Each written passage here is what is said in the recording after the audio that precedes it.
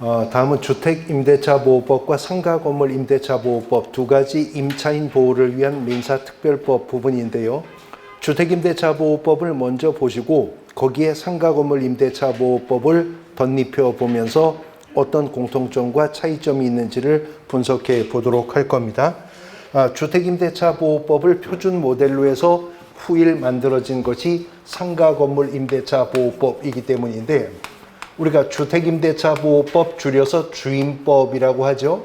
네, 주임법이라고 하는데 법의 원래 명칭이 주택임대차보호법입니다. 그러면 주택임대차보호법은 무슨 계약을 다루는 법이겠어요? 네, 임대차 계약을 다루는 법이겠죠. 근데 임대차라고 하는 것은 우리 민법 채권편에 규정된 15가지의 전형 계약 중에 하나이죠. 그래서 민법에 임대차 계약 규정이 있는데 민법에서 말하는 임대차 계약이라고 하는 것은 어떤 특정한 목적물을 소유자가 타인에게 사용 수익해 하고 그 대가로서 차임을 지급받기로 하는 합의를 임대차 계약이라고 하잖아요. 근데 이러한 민법상의 임대차 계약 규정을 주거용 건물의 임대차에도 액면 그대로 적용을 하면 아무래도 건물 임대차에서는 건물주에 비해서 세입자가 경제적 약자죠. 사회적 불평등 관계에 있기 때문에 권리침해 개연성이 너무 높아서 민법의 특례를 두어서 임차인을 보호하려고 만든 법이 주택임대차보호법입니다. 그래서 주택임대차보호법 1조가 이렇게 말하고 있어요. 이 법은 주거용 건물이요. 주거용 건물의 임대차에 관해서 민법의 특례를 두어 국민 주거생활 안정을 보장함을 목적으로 한다. 이렇게 출발합니다. 주임법이. 그러면 주거용 건물이 임대차의 목적물일 때 거기서 주거생활을 영위하는 자는 임대차 계약 당사자 중 누구죠? 임차인이잖아요. 결국 그래서 주택임대차보호법은 주거용 건물의 임차에 있는 임차인을 보호하기 위해서 만든 법이다라고 하는 것을 알 수가 있습니다. 그러면 주택임대차보호법이 작동하려면 일단 그 임차 목적물이 무엇이어야 합니까? 주거용 건물이어야 합니다. 근데 건물의 용도가 무엇인가를 우리가 확인하는 방법은 건축물 대장을 통해서 알 수 있죠. 건축물 대장에는 건축법 시행령상의 용도 분류 기준에 따르는 해당 건물의 용도가 기재되어 있으니까요. 근데 유의하셔야 될 것은 주택임대차보호법의 적용 대상인 주거용 건물이냐 아니냐 여부를 판단할 때는 건축물 대장상의 용도를 가지고 획일적으로 판단하는 게 아니라 임대차 계약 체결 당시 당사자 간에 합의한 실제 용도가 무엇이었느냐에 따라 실질적인 판단을 하게 된다는 점 유의하셔야 됩니다. 그래서 심지어는 대법원 판례에 따르면요. 건축물 대장의 공장이라고 되어 있는 건물이었다 하더라도 임대차 계약 체결 당시 임차인이 주거용을 목적으로 계약을 했고 실제로 그 임차인과 가족이 그 공간에서 주거 생활을 영위하고 있다면 비록 건축물 대장의 공장이라고 되어 있는 건물이었다 하더라도 주택임대차보호법의 적용 대상이 된다라고 보는 거죠. 그 건물이 미등기여도 무허가 건물이어도 주택임대차보호법의 적용 대상이 되고요. 심지어는 임차 목적물의 일부는 비주거용으로도 활용하는 점포주택 같은 거 있죠. 이런 것도 주택임대차보호법의 적용 대상이 되는 겁니다. 주택임대차보호법 1조는요. 그러한 주거용 건물의 임대차에 관해서 민법의 특례를 둠으로써 국민의 주거생활 안정을 보장함을 목적으로 한다 그랬어요. 분명히 주임법 1조에 국민이라는 표현이 있습니다.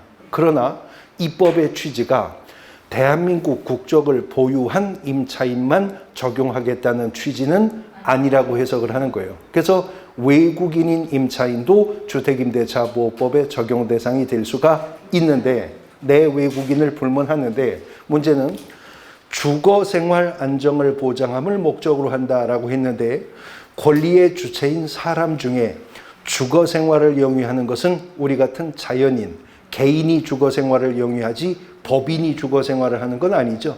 그래서 국적은 내 외국인을 불문하나 이 법의 적용 대상인 임차인은 자연인이어야 합니다. 개인인 임차인이어야 하는 것이 원칙입니다. 자, 원칙이라는 말은 예외가 있다는 거죠. 원래 주임법은 개인인 임차인을 적용 대상으로 합니다만, 그러나 법인이라 하더라도 토지주택공사나 또는 지방공기업법상의 지방공사 있죠. 예, 그리고 중소기업기본법상의 중소기업 있잖아요.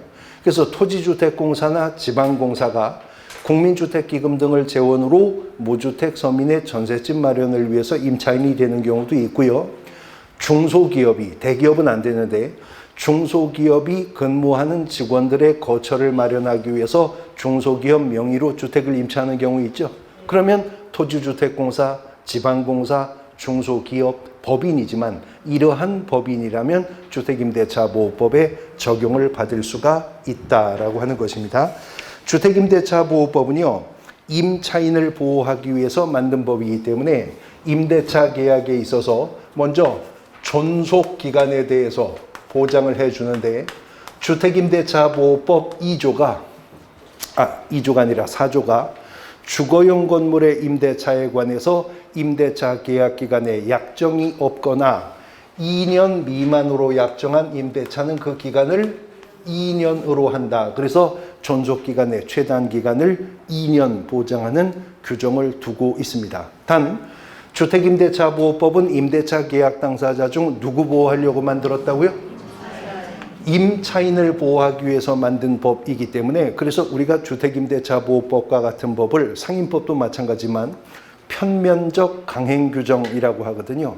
그래서 주택임대차보호법에 위반되는 임차인에게 불리한 약정은 무효가 되는 거예요. 강행규정이기 때문에. 근데 편면적 강행규정이기 때문에 임차인을 보호하기 위해서 만든 것이어서 2년 미만의 약정이 있었다면 임차인은요, 약정의 유효함을 주장할 수도 있습니다. 그러나 2년 미만의 약정을 했다 하더라도 임대인은 약정의 유효함을 주장할 수는 없다는 거죠. 그러니까 주거용 건물 임대차 계약을 체결하면서 임대차 계약서에 임대차 계약 기간 1년 약정했습니다. 그러면 이제 임차인 입장에서는요, 요 1년쯤 살아오고 있는데, 지금 거의 1년이 다 돼가고 있는데 주변에 신규 분양 아파트가 확 풀려가지고요, 지금 이 보증금 빼가지고 나가면 같은 평수의 깨끗한 새 아파트로 이사 갈 수 있겠다. 그러면 이 약정의 유효함 주장할 수 있다는 거죠. 자, 임대차 계약 기간 종료됩니다. 저 갱신 거절할 거니까 보증금 반환 준비하십시오. 얘기할 수 있다는 거예요. 그런데 임대차 계약서에 1년 약정을 하고 지금 1년 가까이 살고 있는데 전셋값이 폭등을 했어요. 지금 이 보증금 빼가지고 나가서는 이만한 평수를 이 동네에서 못 얻어요. 그러면 계약서는 집어넣고 주임법 얘기하면 되죠. 주거용 건물의 임대차 2년 미만 약정이니까 2년 주장합니다. 저 1년 더 삽니다. 이 두 가지 주장을 임차인은 다 할 수가 있도록 규정하고 있다는 거죠. 이러한 주택임대차보호법이 상가 건물 임대차보호법을 이제 베껴서 만든 부분이 계약갱신 요구인데, 일단은 법정 갱신이 발생하는 경우를 그 교재 434페이지에 보시면 법정 갱신이 발생하는 것이 임대차 계약 기간 종료를 기준으로요, 임대인이 임차인에게는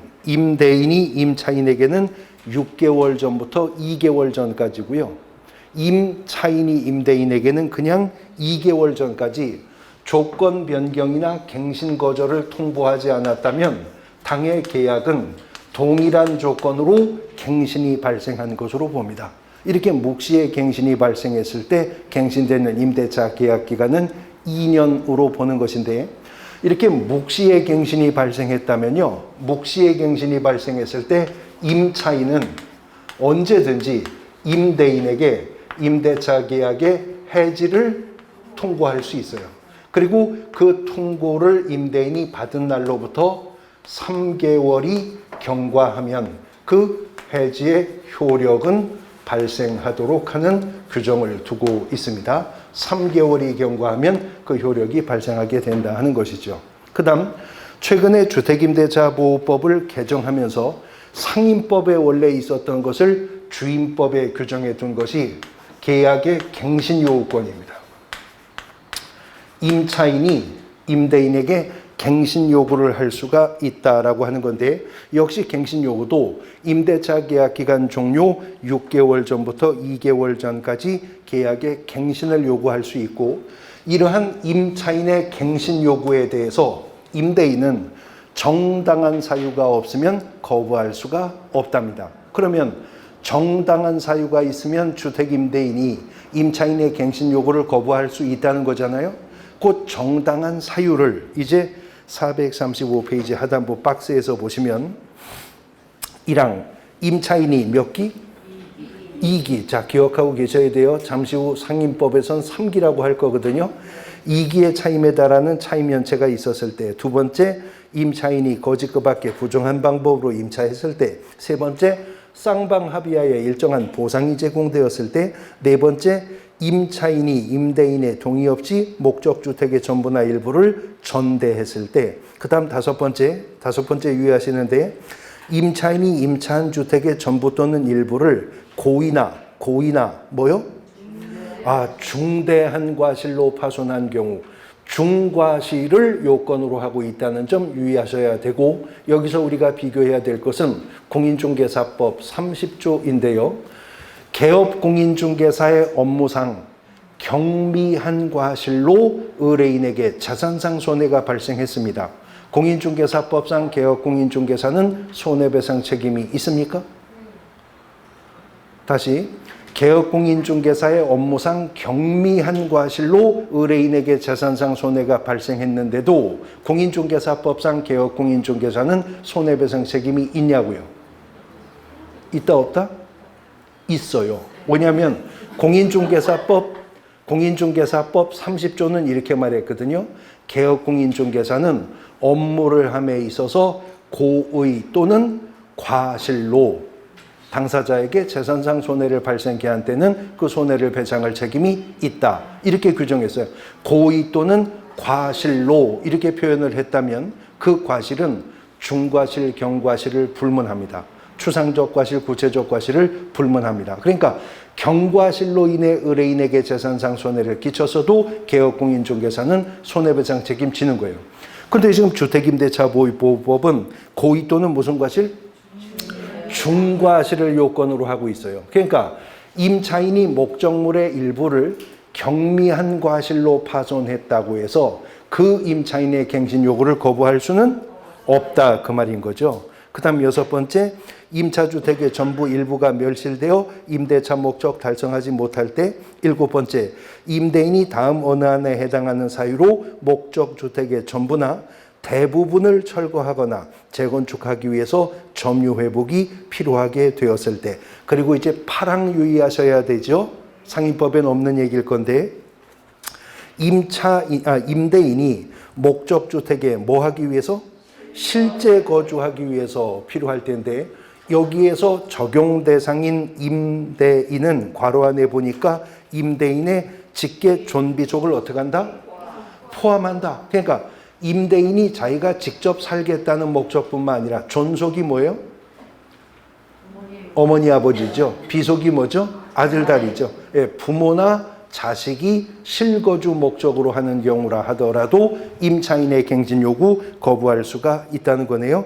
그 밖에 임차인의 현저한 의무 위반이나 임대차 계속할 수 없는 중대한 사유가 있다면 그때는 임차인의 갱신 요구를 임대인이 거부할 수 있다. 그러나 그렇지 않다면, 지금 박스 안에 있는 경우가 아니라면 임차인의 갱신 요구를 임대인은 거부할 수가 없다라고 하는 것이죠. 이때 임차인의 갱신 요구권의 행사 기간은 1회 한정하는데, 1회 한정을 하는데 기간은 얼마? 2년입니다. 그러면 최초의 최단 기간이 2년 보장되는데 한 번 갱신 요구할 수 있고 2년이 보장되니까 2+2죠. 4년간 임차인이 목적 건물에서 가정 공동 생활을 영위할 수 있도록 하고 있다라고 하는 것입니다. 그다음 이제 4번을 보시면 436페이지, 아까 갱신 요구 거부할 수 있는 사유 중에서 임대인의 존비속을 포함한 임대인이 직접 거주하겠다는 목적으로 갱신 거부할 수 있었죠. 그래 놓고 직접 거주하지 않고 제3자에게 임대를 했다면 전 임차인이 입은 손해를 배상해야 되는데, 그 밑에 괄호 2번의 손해배상액을 보시면 손해배상액은 거절 당시 당사자 간의 손해배상의 예정에 관한 합의가 이루어지지 않는다면 다음의 금액 중 어떤 금액? 큰 금액입니다. 큰 금액. 그래서 1항 갱신거절 당시 월 차임의 3개월분에 해당하는 금액. 두 번째, 임대인이 3자에게 임대하여 얻은 환산 월차임과 갱신거절 당시 환산 월차임 간의 차액의 2년분 해당 금액. 그 다음에 갱신거절로 임차인이 입은 손해. 이 세 가지 금액 중에서 어느 쪽? 높은 쪽을 손해배상 금액으로 확정을 하도록 하고 있습니다. 이제 오른쪽 페이지에 보시면 대항력의 문제. 이제 주택임대차보호법의 핵심으로 나아가는 부분인데요. 주택임대차보호법은 임차인이 등기 없이도 제3자에게도 임차권을 주장할 수 있는 힘을 인정합니다. 이걸 대항력이라고 하거든요. 근데 이러한 등기 없이 발생하는 대항력은 임차인이 주택임대차보호법이 요구하는 대항요건을 확보해야 대항력을 주장할 수가 있는데, 대항요건이라고 하는 것은 주택의 인도 및 주민등록 전입신고입니다. 이렇게 대항요건을 확보하면 대항력은 언제 발생하냐면 요건을 확보한 이길, 구체적으로 이길 0시에 대항력이 발생하게 될 것이다 라고 하는 것이죠. 이 대항력이라고 하는 것은요, 이걸 확보하고 유지하고 있는 임차인이라면 임대차 계약 기간 중에 임차주택의 소유자가 바뀌어도요, 임대인이 집 팔고 다른 데로 가도 소유자가 바뀌어도 임차인은 임대차 계약 기간, 잔여 기간 동안을 그냥 계속 거주할 수 있는 힘이고요. 두 번째 대항력이란 이걸 확보 유지하고 있는 임차인이라면 임대차 계약 기간 종료 시점에 그 주택의 소유권을 가지고 있는 자가 처음에 임대차 계약 체결할 당시에 임대인이 아니었다 하더라도 지금 현재 소유권을 가지고 있는 자에게 보증금 반환을 청구할 수 있는 힘, 이걸 대항력이라고 하는 거예요. 그러니까 입장을 바꿔서 다시 한번 설명드리면, 이런 대항력을 확보 유지하고 있는 임차인이 거주하고 있는 주택의 소유권을 취득하는 자는 경매로 취득했든 매매로 취득했든 소유권을 취득하는 순간 그 임차인의 임대인에 대한 지위를 확정적으로 승계받게 되는 부담이 생긴다는 거죠. 그러한 대항력이 등기 없이 발생할 수 있는데, 등기 없이 대항력이 발생하려면 임차인이 주택의 인도 및 주민등록 전입신고라고 하는 두 가지 요건을 모두 확보하면, 두 가지 요건을 모두 확보한 다음 날 몇 시? 0시부터 대항력이 발생하는데, 이렇게 등기 없이 발생하는 대항력은요, 대항 요건을 유지하고 있는 동안만 대항력도 유지가 되어 갑니다. 비록 대항력을 확보했다 하더라도 대항 요건 중 어느 하나만 결하게 되어도, 다시 말해 다른 곳으로 전출해 나갔다든가 방을 뺐다든가 그러면 그 즉시 대항력은 상실하게 될 것이다 라고 하는 것입니다. 이런 대항력을 확보하고 있는 임차인이요, 이제 대항력을 확보한 상태에서 확정일자요, 확정일자라고 하는 것을 받게 되면, 대항력을 확보한 임차인에게 확정일자가 부여가 되면 이른바 우선 변제권이라고 하는 것이 발생하게 되는데, 이 우선 변제권이라고 하는 것은요, 우선 변제권이라고 하는 것은 확정일자를 받게 되면 확정일자를 받은 그날부터 후순위 물권이나 기타 채권보다 보증금 전액을 먼저 배당받을 수 있는 물권화된 효력이 발생한다는 겁니다. 확정일자라고 하는 것은요, 어떤 특정한 날짜에 그러한 문서가 그러한 내용대로 존재하고 있었음을 공적으로 인정하는 제도인데, 주임법이든 상임법이든 확정일자는 어디에다가 받는 거죠? 예, 임대차 계약서 원본에 받는 겁니다. 단 주택임대차보호법상 임대차 계약서 원본의 확정일자는 법원, 등기소 혹은 공증사무소뿐만 아니라 가까운 주민센터에서도 확정일자를 받을 수가 있어 확정일자를 받으면 우선변제권이 언제 발생한다고요? 확정일자 받은 그날 우선변제권이 발생하게 된다. 근데 유의할 것은요. 확정일자 받은 그날 우선변제권이 발생하려면 이미 임차인에게는 뭐가 있었어야 돼요? 대항력이 있었어야 되는 거예요. 그러면 아직 대항력을 확보하지도 못한 임차인이 확정일자를 먼저 받을 수 있어요? 먼저 받을 수 있죠. 그러면 이때는 언제 우선변제권이 발생하겠어요? 대항력이 발생해야 우선변제권도 함께 발생할 겁니다. 자, 요거는 사례로도 민법이나 실무에서 출제가 자주 되니까 한번 사례로 보십시다. 이 얘기입니다. 예를 들어서 5월 2일 날 주택의 인도와 주민등록 전입신고를 마쳤어요. 그리고요 5월 3일 날 임대차 계약서에 확정일자를 받았어요. 그러면 이 임차인에게 대항력이 언제 발생합니까? 5월 3일 0시에 대항력이 발생하죠. 그러면 이 임차인이 우선변제권은 언제 확보하게 되는 거예요? 네, 5월 3일 5월 3일 0시? 12월 0시에 누가 도전? 5월 3일 언제? 그러니까 주간이에요. 5월 3일 주간에 우선변제권이 발생하는 거라고요. 주간에. 자, 근데 이번에는요. 임차인이요. 5월 2일 날 임대차 계약이 체결되었거든요. 임대차 계약이 2일 날 체결되었으니까 아직 주택을 인도받거나 전입신고 안 한 상태죠. 근데 임대차 계약서는 2일 날 나왔을 거 아니에요? 계약서 가지고 바로 공증사무소 가서 확정일자를 먼저 받았대요. 그리고 나서 그 다음 날인 5월 3일에 주택의 인도 및 주민등록 전입신고를 마쳤다는 거네요. 그러면 이때 임차인은 대항력이 언제 발생해요? 그렇죠. 5월 4일 0시가 되어야 대항력 발생하잖아요. 그러면 2일 날 이미 확정일자 받았지만 아직 대항력이 없었던 때죠. 2일 날 우선변제권 안 생겨요. 3일 날 대항 요건을 확보했지 아직 3일도 대항력은 발생하지 않았죠. 3일에도 우선변제권은 안 생겨요. 그럼 이 임차인의 우선변제권은 언제 생겨요?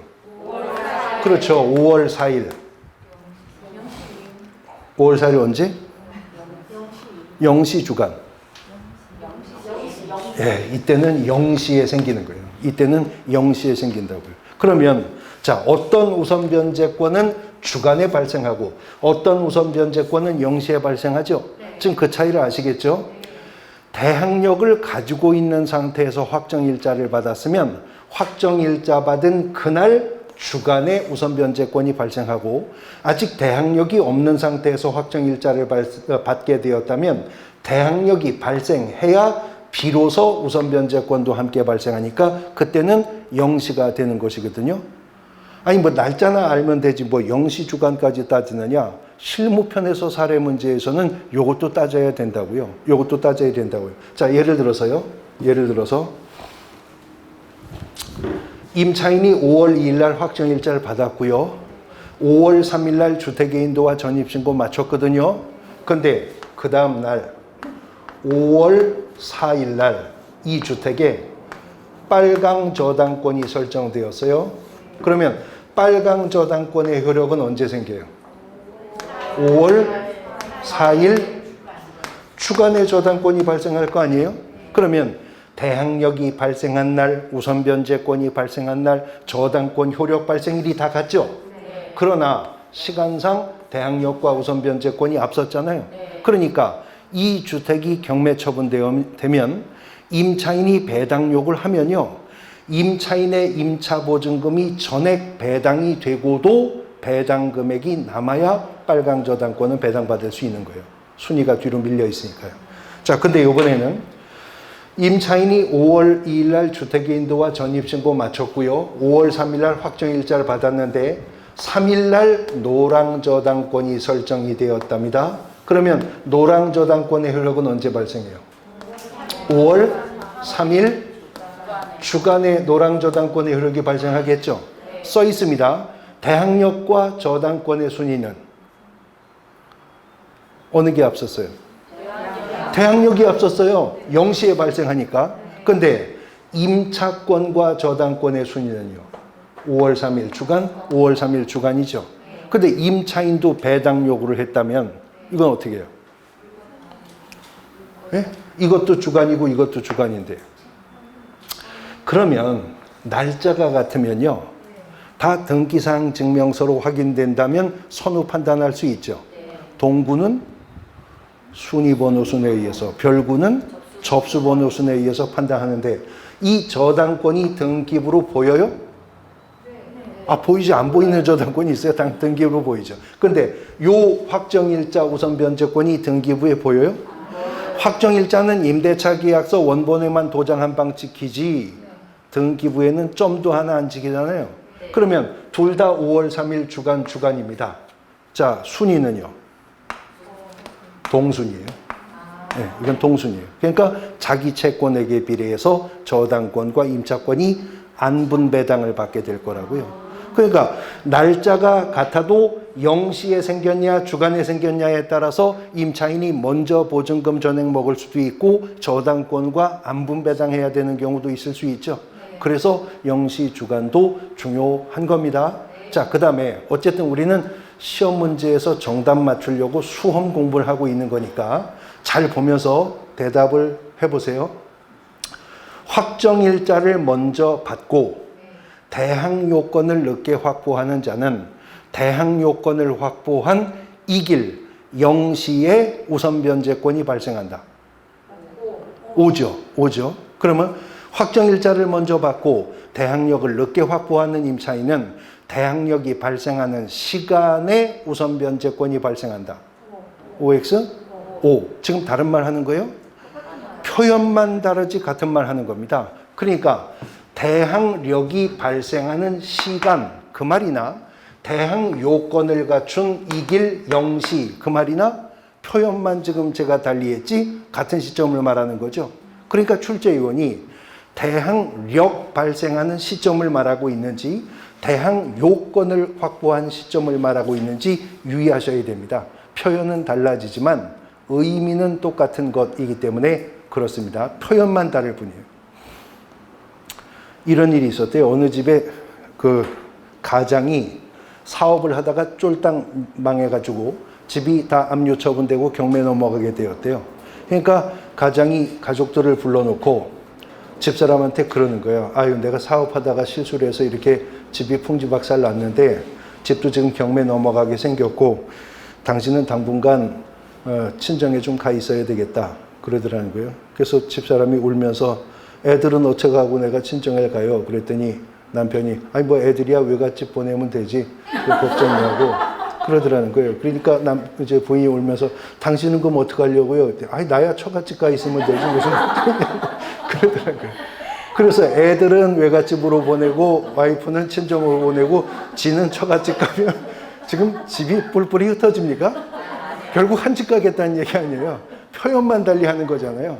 표현이 다를 뿐이지 결국 그게 그 말이다 하는 것을 여기서 또 우리가 알 수가 있는 겁니다. 그래서 확정일자는 대항력을 가지고 있는 임차인이 확정일자를 받았을 때는 그날 주간부터 아직 대항력을 확보하지 못한 임차인이 확정일자를 받았다면 대항력이 발생하는 시간부터 아니면 달리 표현하면 대항요건을 확보한 이길 0시부터 우선변제권이 발생하게 될 것이다 하는 거죠.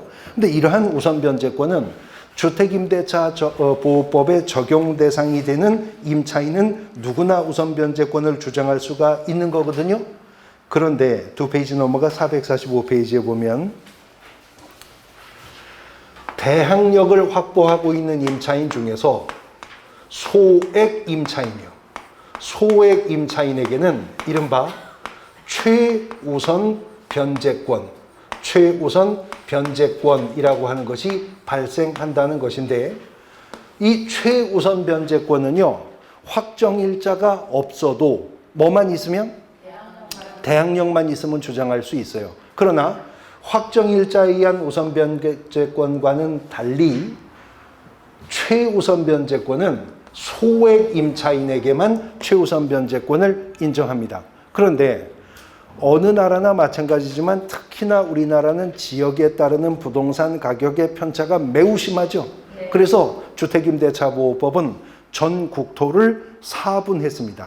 4등분으로 구간을 나누어서 소액 임차인의 범위와 최우선 변제 금액을 확정을 해 나가게 된다라고 하는 것이죠. 그래서 주택임대차보호법이 소액 임차인의 범위와 최우선 변제 금액을 지역에 따라 4분해서 그 금액을 가장 먼저 배당에 참여할 수 있게 해 줄 것인데, 현행 주택임대차보호법 페이지 넘어가 보시면 서울특별시라면 1억 1천만 원 이하 중에 얼마까지? 3,700까지. 그 다음에 과밀억제권역과 세종, 용인, 화성은 1억 원 이하일 경우에 3,400까지.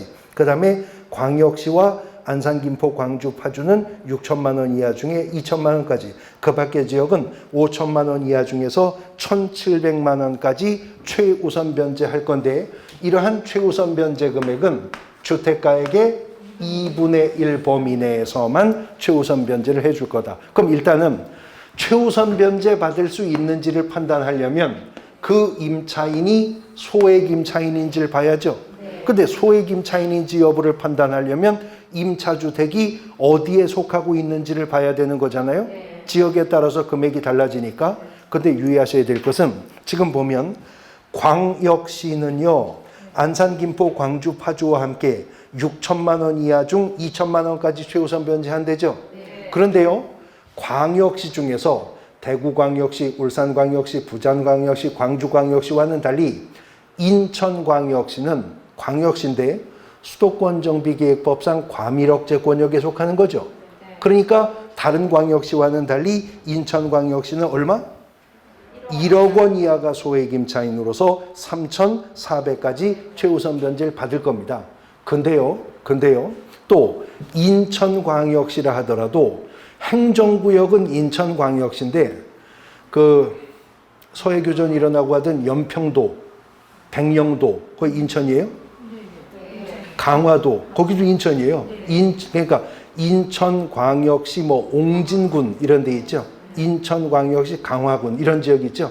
이런 군 지역은 맨 밑에 기타로 가는 겁니다. 기타. 그래서 5천만 원 이하 중에 1,700까지 최우선 변제하되, 소액 임차인의 최우선 변제 금액은 주택가액의 얼마? 2분의 1 범위 내에서 최우선 변제권을 인정해 줄 겁니다. 그 다음 주택임대차보호법에 임차권 등기명령이요. 임차권 등기명령이라고 하는 제도가 개정을 통해 도입이 되었는데, 민법상으로도 부동산 임차권은 등기되죠. 단 민법상 임차권이 등기되려면 민법 621조에 의해서 임대인의 동의가 있어야 민법상 부동산 임차권은 등기되는 거잖아요. 그런데 주택임대차보호법으로 오면 임대차 계약 기간이 종료되었는데도 임차인이 보증금을 반환받지 못하면 임차인은 임대인의 동의 없이도 단독으로 임차권 등기 신청할 수 있습니다.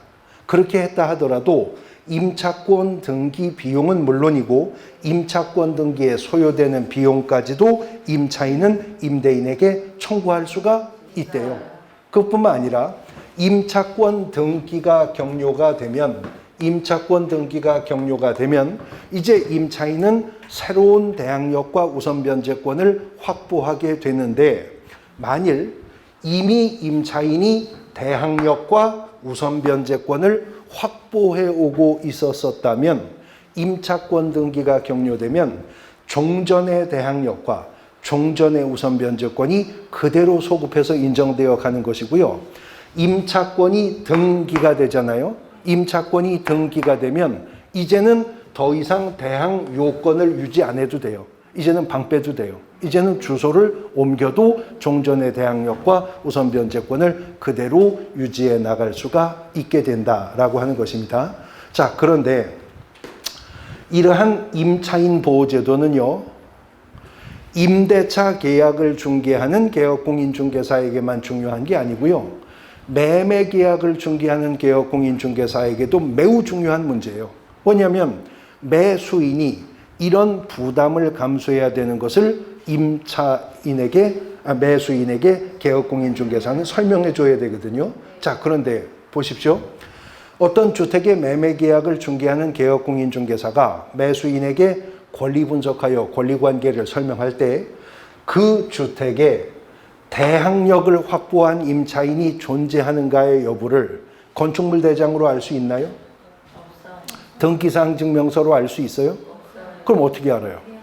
현장 확인해서 매수인에게 설명해 줘야 되겠죠. 그러면 어떤 주택에 최우선 변제권을 주장할 수 있는 소액 임차인이 있다는 사실을 개업공인중개사가 등기부로 알 수 있어요? 건축물 대장으로 알 수 있나요? 없습니다. 어떻게 알아요? 현장 확인해서 확인해야 될 문제죠. 어떤 주택에 확정일자에 의해 우선 변제권을 확보하고 있는 임차인이 있는지를 등기부 확인으로 알 수 있어요? 없다고 그랬잖아요. 그럼 어떻게 확인해요? 현장 확인을 통해서 확인해야 될 문제죠. 그럼 어떤 주택이 제3자에 의해서 임차권 등기가 되었다는 사실을 등기부 확인만으로 알 수 있어요? 그건 알 수 있죠. 임차권 등기가 되었는지는 등기부로 알 수 있는 거잖아요. 누구든 등기사항 증명서만 띄워보면 알 수 있는 거 아니에요. 그래서 주택임대차보호법은 이미 제3자에 의해서 임차권 등기가 되어 있는 임차주택이라면 그 임차 목적물에 새롭게 입주하는 또 다른 임차인이 비록 소액 임차인이라 하더라도 최우선 변제권 인정하지 않는다라고 하는 겁니다. 최우선 변제권 인정하지 않아요. 그러면 추가 질문. 이미 제3자에 의해서 임차권 등기가 격료가 되어 있는 주택에 그 후에 새롭게 임차하는 임차인이 대항요건을 확보하고 확정일자를 받으면 우선 변제권을 주장할 수 있어요? 다시 질문. 지금 뭘 여쭤보는지를 알아야 대답을 하실 텐데 다시. 이미 제3자에 의해서 임차권 등기가 되어 있는 집에 들어가는 또 다른 임차인은 소액 임차인이어도 최우선 변제권 주장 못한다 그랬죠? 그러면 또 다른 임차인이 들어와서 확정일자 받으면 우선 변제권 주장할 수 있냐고요? 주장할 수 있어요. 네. 우선 변제권을 주장할 수 있어요. 왜냐하면 생각해 보세요. 우선 변제권이라는 건 방금 전에 사례에서 보셨듯이 우선 변제권은요, 아무리 빨라도 확정일자 받은 그날부터 이제 후순위 물권이나 기타 채권보다 내가 보증금을 먼저 배당받겠다는 요구지 선순위 임차권자 권리를 침할 위험성이 하나도 없잖아요. 그러니까 우선 변제권은 인정해 주는 겁니다.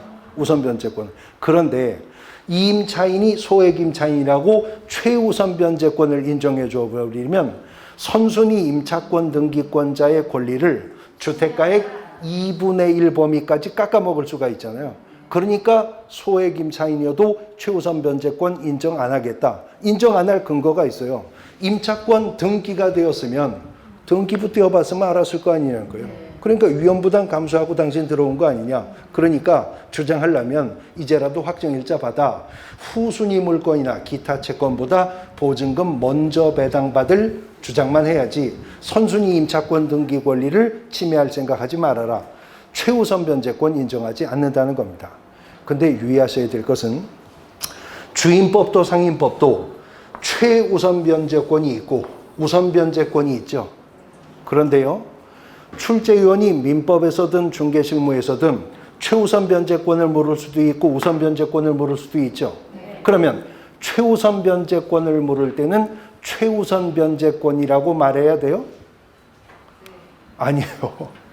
그러니까 시험 문제 지문에서 최자가 있으면 최우선 변제권, 최자가 없으면 우선 변제권 이렇게 판단하시면 큰일 난다고요. 이렇게 판단하면 안 되고, 그럼 어떻게 판단하냐? 문장의 문맥을 통해서 판단해야 돼요. 최자 있다 없다로 기계적으로 판단하는 게 아니고요. 자, 제가 이제 무슨 우선 변제권을 말할 건데 이거 아니면 저거고 저거 아니면 이걸 거니 들어보시고 최우선 변제를 말하는지 그냥 우선 변제를 말하는지를 판단해 보세요. 둘 중에 하나를 제가 말할 겁니다. 다른 담보 물권에 우선하여 배당받을 권리.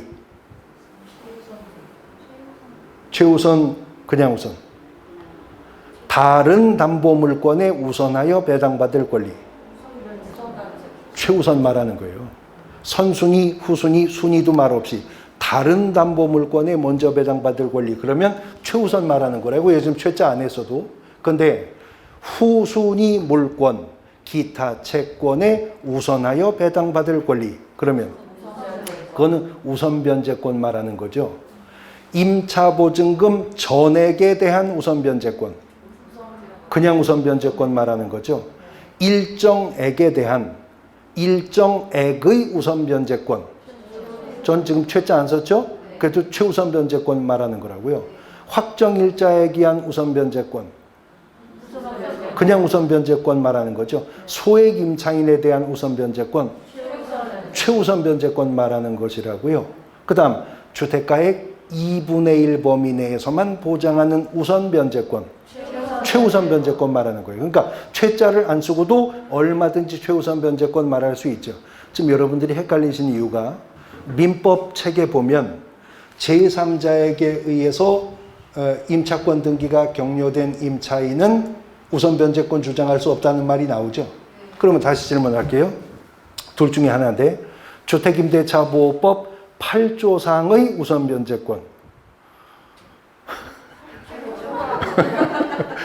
그러니까 그게 이거 말하는 거거든요. 그게 이거 말하는 거라고요. 주임법 8조 가면 저거 말하는 거라고. 그러니까 민법이 제3자에 의해서 임차권 등기가 격려된 주택에 새롭게 임차하는 임차인은 주임법 8조상의 우선 변제권을 주장하지 못한다. 그거 가보면 최우선 변제권 말하는 거예요. 그러니까 그냥 우선 변제, 최우선 변제를 단어 속에서 최자가 있다 없다 가지고 획일적으로 판단할 문제가 아니라는 것. 특히 중개 실무 문제에서는요. 실무 문제이기 때문에 문맥을 보면서 판단하셔야 될 부분이다라고 하는 것입니다. 그 다음 보증금 또는 월차임의 증감과 관련해서는 경제사정의 변동으로 상당하지 않으면 집주인이 세입자한테 보증금 월세 올려달라고 세입자가 집주인한테 보증금이나 월세 깎아달라고 부탁할 수 있죠.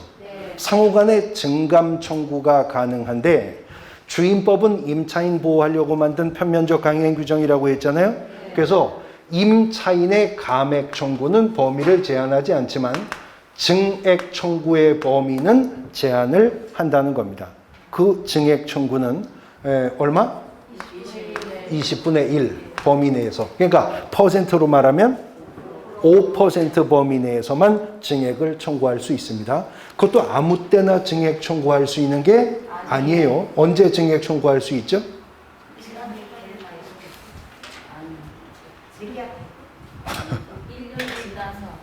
예전에 어느 학원에서 제가 질문했었어요. 언제 증액 청구할 수 있나요? 그랬더니 임대인이 퇴근하면 저녁에 해야 되지 않겠냐고 그랬는데 뭐 저녁에 하든 새벽에 하든 시간은 상관이 없는데 증액 청구는요. 임대차 계약이 체결된 후 1년이 지났어야 증액 청구할 수 있어요. 그리고 한 번 증액이 발생하면 1년 이내에는 재증액을 청구할 수 없도록 제한하고 있습니다. 그 다음 보증금 중에 전부나 일부를 월 단위 차임액, 월세요.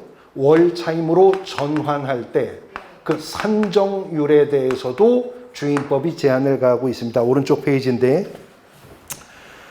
괄호 1번, 2번의 괄호 1번 보증금의 전부 또는 일부를 월 단위의 차임으로 전환하는 경우에는 그 전환되는 금액의 다음 중 낮은 비율을 곱한 월 차임의 범위를 초과할 수 없다. 그래서 첫 번째 은행에서 적용하는 대출금리와 해당 지역의 경제 여건 등을 고려해서 대통령령으로 정하는 비율. 그게 얼마래요? 괄호 안에?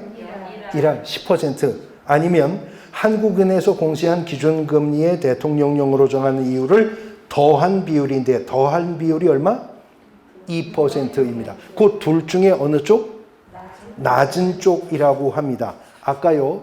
실거주 목적으로 하겠다고 해서 갱신거절을 해놓고도 제3자에게 임대했을 때는 세 가지 손해배상액 중에 어느 쪽? 큰 쪽, 높은 쪽이었죠. 근데 여기는 낮은 비율을 초과할 수 없도록 하고 있다 하는 겁니다. 그 다음 3번.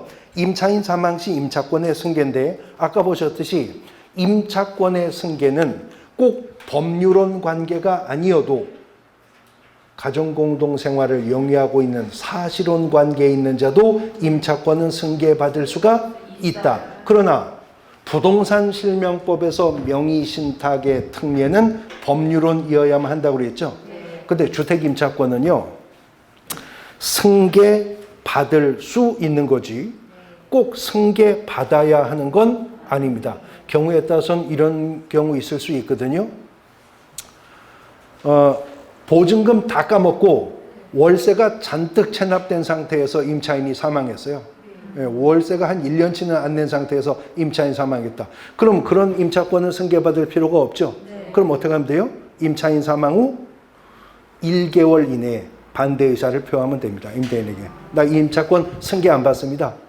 임차권 승계 반대 의사를 표하면 임차권은 선택에 의해서 승계받지 않을 수도 있습니다. 자, 주택임대차 분쟁조정위원회 등등은 지역적인 부분이라 살펴보시고, 자, 이제 455페이지에 보시면 상가건물 임대차 보호법입니다. 주택임대차 보호법을 하얀색 분필로 펼쳤는데 상가건물 임대차 보호법은 노란색 분필로 판서하면서 공통점과 차이점을 비교 분석해 볼 겁니다. 주택임대차 보호법을 표준 모델로 2002년 하반기에 만든 법이 상가건물 임대차 보호법이에요. 법의 명칭도 비슷하죠? 1조부터 비슷하게 나가요. 상가건물 임대차 보호법 1조가 뭐라 그러냐면 이 법은 상가 건물의 임대차에 관해서 민법에 특례를 둠으로써 국민 경제생활 안정을 보장함을 목적으로 한다. 아까 주택임대차 보호법 1조가 뭐라고 했었냐면 이 법은 주거용 건물의 임대차에 관해서 민법에 특례를 둠으로써 국민 주거생활 안정을 보장함을 목적으로 한다 그랬잖아요. 근데 상위법은 국민 경제생활 안정을 보장함을 목적으로 한다 그렇게 나가요. 그러면 상가건물 임대차 보호법은 상가건물에 임차한 상가 임차인을 보호하기 위해서 만든 법이라는 걸 알 수 있죠. 근데 문제는 주택임대차 보호법은 주거용 건물에 임차한 임차인을 보호하기 위해서 만든 법이거든요. 그러면 주택임대차 보호법이 삼성동 아이파크 보증금 30억의 세입자도 적용을 합니까? 네. 서초동 트라우마하우스 보증금 50억에 사는 임차인도 적용하나요? 네. 적용합니다.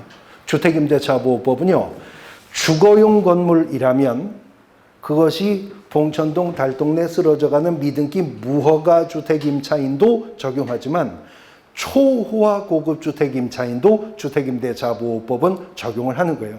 그런데 상가건물 임대차 보호법이 2002년 가을에 주임법을 보고서 베껴 만들었는데 상임법이 주임법처럼 상가 임차인들이 확정일자 한 방 받으면 후순위 물권이나 기타 채권보다 보증금 전액을 먼저 배당받을 수 있다. 이렇게 시행해버리면 이 법이 시행되는 순간 이런 건물들의 담보가치가 폭락해버리겠죠.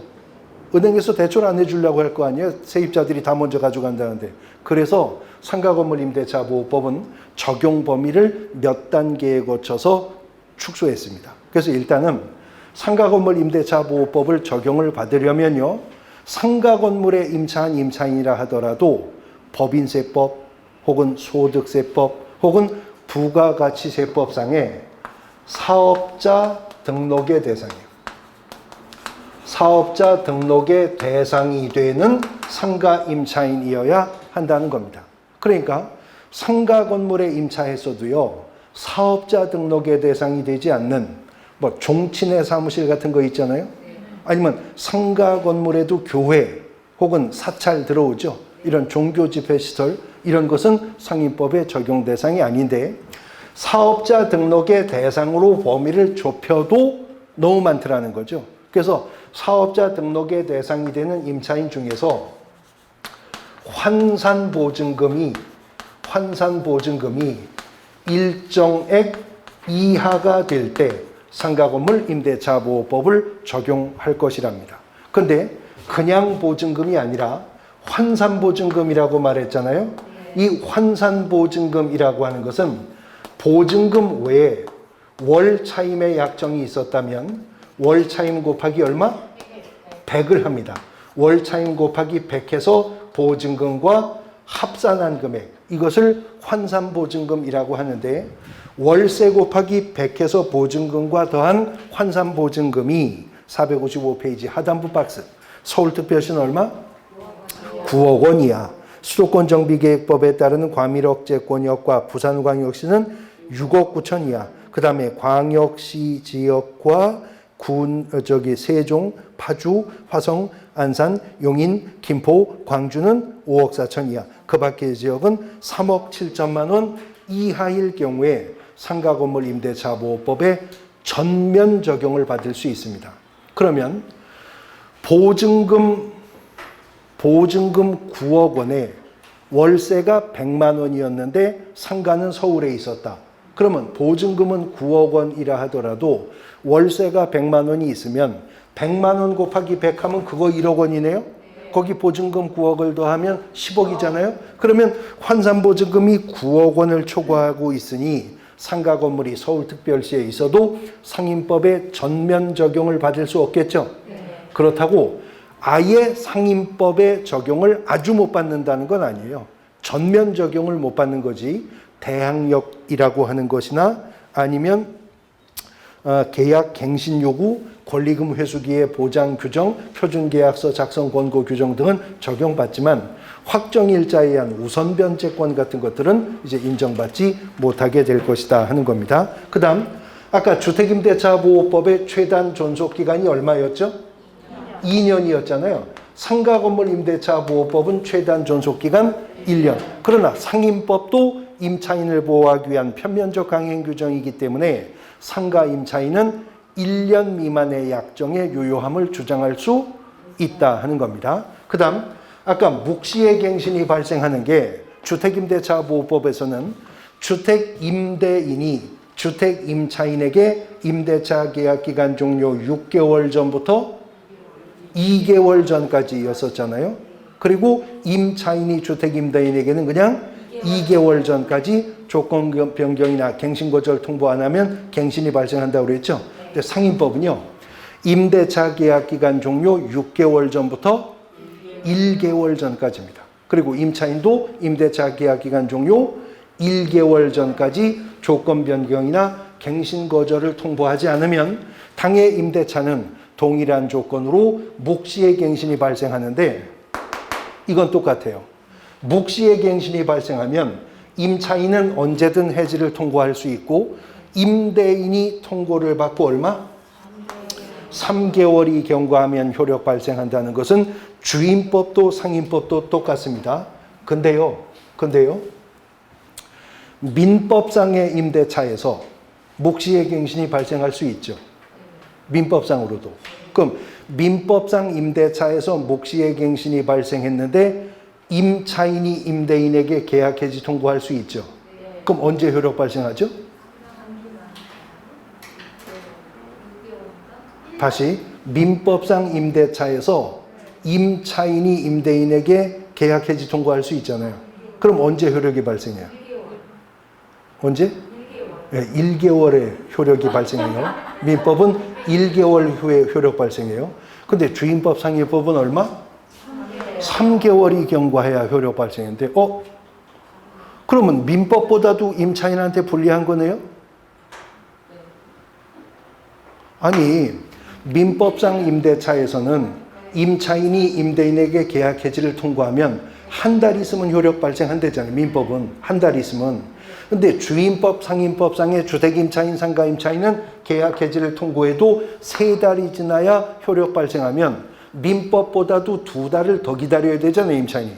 그럼 민법보다도 임차인이 더 불리해지죠. 당연하잖아요. 더 불리해지잖아요. 근데 어쩔 수 없어요, 이거는. 이건 어쩔 수 없는 거예요. 왜냐하면 일반 임대차와는 달리요. 주거용 건물 임대차, 상가 건물 임대차, 이 건물 임대차는요. 보증금이 적어도 몇 천만 원 아니에요? 많으면 몇억 원, 몇십억 원일 수도 있잖아요. 그러면 아무리 건물주라도 건물주가 반환할 보증금 몇 천만 원, 몇억 원을 손에 쥐고 늘 대기하고 있어요? 언제든 계약 해지 통보할 수 있으니까?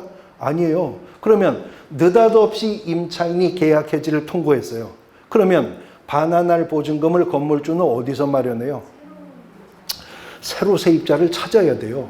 그리고 그 세입자한테 보증금 받아야 그거 가지고 돌려주는 거잖아요. 예, 그래서 이거는 보증금이 고액인데 회전되는 시간이 필요하기 때문에 주임법, 상임법은 다 민법보다는 임차인을 보호하기 위해서 임차인에게 유리하게 입법했지만 요것만큼은 민법은 1개월이나 여기는 주임법, 상임법 다 3개월로 규정하고 있다. 이렇게 이해하시면 됩니다. 자, 아까 주택임차인도 계약갱신 요구할 수 있었죠. 근데 상가건물 임대차 보호법상 계약갱신 요구는요. 최초의 임대차 계약기간을 포함하여 얼마? 10년입니다. 10년을 초과하지 않는 범위 내에서 계약갱신 요구할 수가 있는 거고 이러한 상가임차인의 갱신 요구에 정당한 사유가 없다면 상가임대는 거부할 수가 없어요. 그럼 정당한 사유가 있으면 거부할 수 있다는 거네요. 네. 그 정당한 사유를 방금 전 보셨던 주임법을 머리에 떠올리면서 비교해 보면 457페이지 박스인데 1항부터 다르네. 1항부터. 아까 주택임대차보호법은 몇 기의 차임면체? 2기였었는데 지금 상임법은 얼마? 3기의 차임에 달하는 차임면체. 두 번째 똑같습니다. 거짓 구정한 방법의 임차. 세 번째 똑같습니다. 쌍방합의하에 상당한 보상 제공. 네 번째 똑같습니다. 임차인이 임대인의 동의 없이 전대했을 때. 다섯 번째 똑같습니다. 임차인이 고의나 어떤 과실? 중대한 과실로 파손했을 때. 여섯 번째, 임차한 건물의 전부나 일부가 멸실되어서 임대차 목적 달성하지 못할 때. 일곱 번째, 임대인이 다음 어느 하나에 해당한 사유로 전부나 대부분을 철거하거나 재건축하기 위해서 점유회복 필요가 있었을 때. 여덟 번째도 똑같아요. 임차인의 현저한 의무 위반이나 임대차 존속할 수 없는 사유가 있었을 때. 그럼 비교하면 갱신거절 통보할 수 있는 거, 갱신요구 거절할 수 있는 거, 주택은 2기의 차임에 달하는 차임면체 있었을 때 가능하나 상가는 3기의 차임에 달하는 차임면체가 있어야 한다는 거죠. 그래서 별도로 상가 임대인은 임차인이 3기의 차임에 달하는 차임면체가 있었다면 계약을 해지할 수 있도록 규정하고 있다라고 하는 것입니다. 그런데 주택임대차보호법에는 없는데 상임법에 있는 것이요. 권리금 회수기의 보장이죠. 권리금 회수기의 보장. 왜냐하면 주택임차인은요. 주거용 건물을 인도받으면 가재, 도구 옮겨 놓고 살면 되는 거죠. 그런데 상가 임차인은 이 상가 건물을 임차했으면요. 거기 이제 간판 달아야죠. 인테리어 해야죠. 뭐 조명하고 시설해야죠. 그리고 영업하면서 영업상의 여러 가지 노하우나 그 지리적 위치에 따른 이득 등을 취득하잖아요. 그래서 권리금을 인정해 주는 것인데 그러면 권리금은 상가 임대차 계약은 상가 임대인과 임차인 간에 체결하는 계약이잖아요. 근데 권리금 계약은 계약의 당사자가 달라요. 권리금은 누가 누구한테 주는 거예요? 아니, 기존의 임차인이 아니고 들어올 임차인이 기존의 임차인에게 주는 돈이 권리금 계약이죠. 그 기존의 임차인이 들어올 세입자한테 권리금 받는 것을 임대인은 방해해서는 안 된다는 거죠. 그래서 권리금 회수기의 보장에 세부적 규정을 두고 이를 방해했을 때 일정한 손해배상 책임을 부담시키도록 규정을 하고 있습니다. 대항력의 문제는 똑같이 대항 요건을 갖추면 이길 영시부터 대항력이 발생하는데 주택임대차보호법상 대항력은 주택의 인도 및 전입신고죠. 근데 상가건물 임대차보호법상 대항 요건은 상가건물의 인도 및 뭐요? 사업자 등록 신청입니다. 사업자 등록을 필하여야 하는 것도 아니에요. 사업자 등록을 신청하면 이 길 0시부터 대항력이 발생하고 대항력을 확보한 임차인이 확정일자를 받으면 그날부터 우선변제권 발생하는 것도 같은데 차이점은요. 아까 주택임대차 계약서 확정일자는 법원, 등기소, 공증사무소 혹은 주민센터 가서 받을 수도 있다 그랬죠. 그런데 상가건물 임대차보호법상 임대차 계약서 확정일자는 그런 데 가서 받을 수 없고요. 어디 가서? 세무서 가서. 세무서도 아무 세무서 나가면 안 되고 관할 세무서에 가야 확정일자를 받을 수 있다는 점이 다릅니다. 그러나 확정일자를 받으면 우선변제권은 그날부터 발생할 것이다 라고 하는 것은 그 주임법, 상임법 공통점입니다. 자, 그런데 주임법은 주택의 인도와 주민등록 전입신고, 상임법은 주택의 인도 및 사업자 등록을 신청하면 그 이 길부터 대항력이 발생한다고 했잖아요. 근데 이 전입신고라고 하는 것은 주민등록을 옮기는 거죠. 근데 주민등록이라고 하는 것은 대한민국 국민만 갖고 있죠. 근데 아까 출발할 때 주택임대차보호법은 국민의 주거생활 안정을 보장함을 목적으로 한다고 말을 했지 실제로는 외국인도 적용한다 그랬잖아요. 근데 외국인은 주민등록이 없어요. 그럼 외국인은 어떻게 대항요건을 갖춥니까? 대법원 판례는 외국인의 경우에는 출입국관리법상 거류지 신고하는 거 있잖아요. 그거를 하면 내국인의 주민등록 전입신고를 맞춘 요건을 확보했다라고 판례는 인정을 해주게 될 거다 하는 겁니다. 근데 전입신고를 하는데요. 전입신고를 하는데 임대차 계약서에다가 확정일자를 받고 전입신고는 동주민센터 가서 하는 것이잖아요. 전입신고를 제대로 했는데요. 임차인이 확정일자 받은 이 계약서가 그 주택이 다세대 주택이었었는데 다가구가 아니라 다세대 주택인데 특정한 동과 호수를 누락했다. 잘못 기재했다. 임차인이 대항력과 우선변제권 주장할 수 있어요? 주장할 수 있습니다. 주장할 수 있어요. 왜? 네, 다세대인데도 전입신고만 제대로 했으면 계약서의 동호수가 누락되었거나 잘못 기재되어서도 판례는 대항력 인정하고 우선변제권 인정합니다. 다가구 주택이라면 전입신고할 때 집원까지만 전입신고해도 되죠. 근데 다세대 주택은 구분소유가 인정되잖아요. 특정한 동과 호수까지 정확하게 전입신고해야 대항요건 확보하는 거예요. 근데 전입신고만 제대로 했으면요. 계약서에 비록 동호수가 누락되었거나 잘못 기재되었어도 판례는 대항력과 우선변제권 인정해 준다는 거거든요. 왜냐하면요. 제3자에게 임차권을 표상하는 것은 주택이면 전입신고, 상가면 사업자 등록 신청이지 계약서는 임대인과 임차인, 알선한 개업공인중개사가 있었다면 개업공인중개사, 그 외에는 어떤 내용이 있는지 열람도 못 하잖아요. 내용도 알 수 없죠. 그러니까 전입신고 제대로 하면 계약서의 동호수가 누락되어도 대항력 인정한다는 거거든요. 그런데 그러면 임차권을 표상하는 게 그거라면 그래서 전입신고만 제대로 하면 된다는 거면 확정일자는 또 어디다가 받으래요? 확정일자는 또 계약서에 받으라죠. 주임법, 상임법이. 왜 확정일자는 계약서에 받으라고 할까요? 임차권을 표상한 것은 그 건물의 인도와 전입신고나 사업자 등록 신청이 제3자에게 임차권을 표상하는 거라면서 왜 확정일자는 계약서에 받아야 한다고 할까요? 뭐 때문에? 그 계약서에 받지 손바닥에 받냐 그러지 마시고 생각해 보세요.